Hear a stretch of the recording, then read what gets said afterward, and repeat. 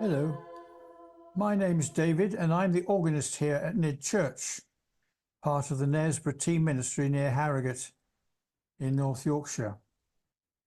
Every Lent, one piece of music comes to mind. I wanted to share it with you this year for your enjoyment and inspiration. It was written in the 1630s by the Italian composer Gregorio Allegri. It is the only piece of music I know by Allegri.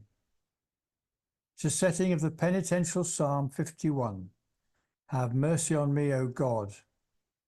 And Allegri wrote it for the exclusive use of the Sistine Chapel in Rome during the Tenebrae services of Holy Week.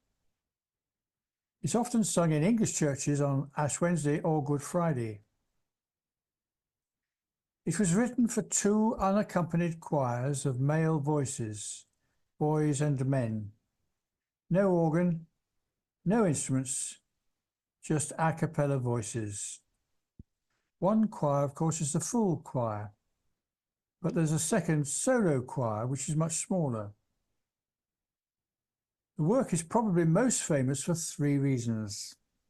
Firstly, it stayed within the Sistine Chapel, a closely guarded secret. It's said that excommunication awaited anyone outside the chapel found with the music. Secondly, Mozart heard it as a 14-year-old in 1770, and the story goes that on one hearing, he went home and wrote it down note perfect. And before we get carried away, I don't think that's particularly remarkable, as the music's just really two ideas repeated 5 or 6 times, as you'll hear shortly. Third reason, the top part of the solo choir melody was decorated or ornamented in the Victorian times, taking the brave treble soloist up to a top C.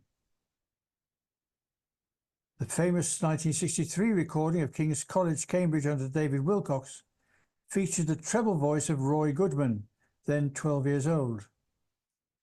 Roy later became a talented violinist and in later years formed the professional Baroque string ensemble.